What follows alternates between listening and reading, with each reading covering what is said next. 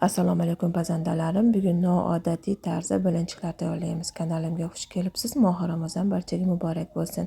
Ishimizni bismillahirrohmanirrohim kalimasi bilan boshlab, idishimizga 2 dona tuxum, 8 yoki bo'lmasam 6 osh qoshiqda shakar va ozginagina tuz solamiz va mana shunday chayniy soda, ya'ni pishiriq sodasidan 1 choy qoshiqda to'ldirib solamiz. Agar sizga kamroq qo'shilsa, yana ozginagina solib yuborasiz. Vinchida yaxshilab massamizni aralashtirib olamiz va sut quyamiz. 600 gram sutdan foydalandim va bitta stakanda mana shunday suv ham aralashtirib yuboraman. Sutni sovuq holatda va stakandagi suvni ham sovuq holatda ishlatsa bo'ladi. Massamizni yaxshilab vinchi yordamida mana shunday aralashtirib olamiz.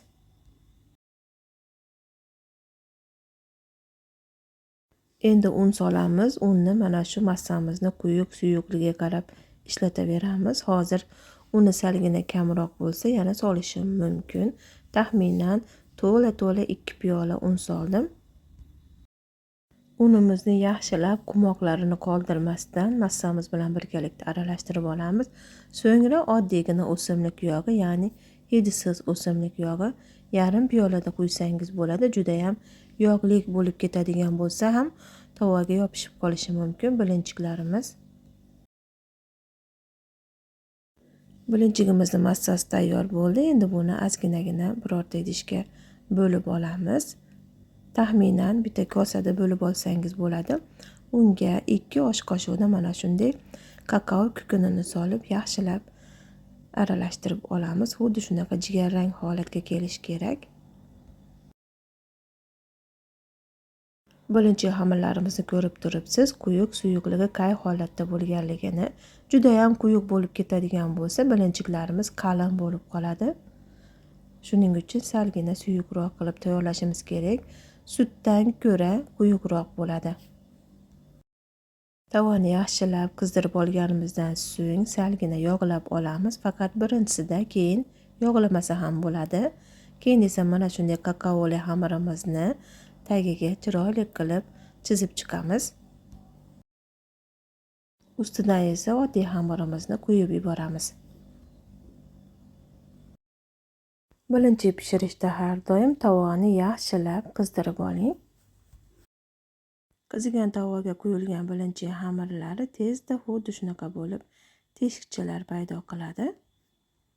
Uzoq vaqt turib tagi qizarib kuyib ketmasin, 1 minut mobaynida tursa bo'ladi.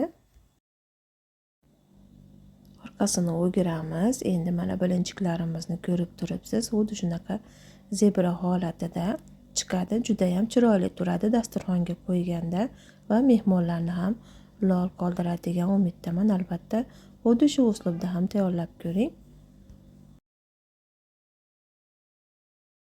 Ushbu retseptimiz bir xillikdan zerikkan bekajonlar uchun tayyorlanishi juda ham oson. Har doim o'zimiz tayyorlaydigan bilinchiklardan faqat mana shu holatda ko'rinishga ega bo'ladi.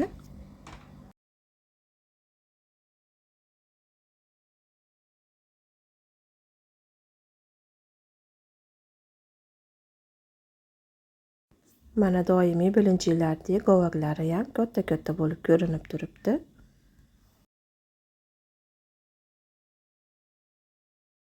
Siz hozir O'zbek Qaynona TV kanali bilan birgasiz. Bizni kuzatib turganingiz uchun barchangizdan minnatdorman.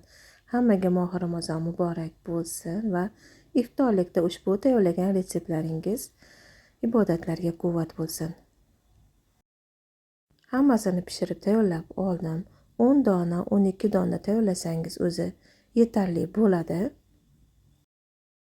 Bilishimcha barchaning xonadonida iftorlik paytida juda ham dasturxonlari barakotga to'lib ketadi. Bular hammasi Ramazonning hurmatidan deb bilaman va mehribon Allohimizni bizga ko'rsatgan rahmdilligidan va bizni suyganligidan bo'ladi. Robbimizga hamd va sanolar bo'lsin. Bilinchik uchun ketgan mahsulotlarni opisiya bo'limida qoldiraman. Ushbu bilinchiklarni ayniqsa mehmon kelganda tayyorlab dasturxonga tortiq qilsangiz, albatta sizning pazandaligingizga qoyil qolishadi. Birinchi xamirlari tayyor bo'ldi. Ushbu ketgan mahsulotlardan 14 dona birinchi tayyorlab oldim. Ko'rib turibsiz, mana yumshoqqina, cho'ziluvchan, umuman yirtilib, qirqilib ketmagan.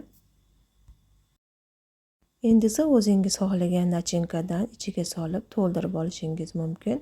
Men kartoshka qiymadan tayyorladim. Tvorog solsa ham bo'ladi, o'zingizni xohishingiz, agar tvorogni suyib iste'mol qilsangiz.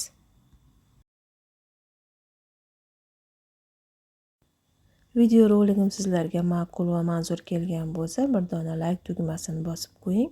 Yangi kelgan mehmonlar esa obuna tugmasini bosib qo'ying. Shunda O'zbek Qaynona TV kanali xonadoningizga barcha retseptlarni olib mehmonga boradi. Siz esa bemalol, beminnat foydalanasiz. Bizda juda ham oson retseptlar taqdim etiladi. Mana birinchilarimiz tayyor bo'ldi.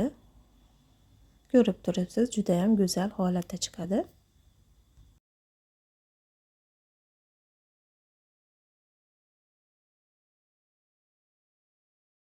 Ushbu birinchilar bilan albatta oila a'zolaringizni ko'nglini olasiz va iftor paytida juda ham ulkan duolarga ega bo'lasiz.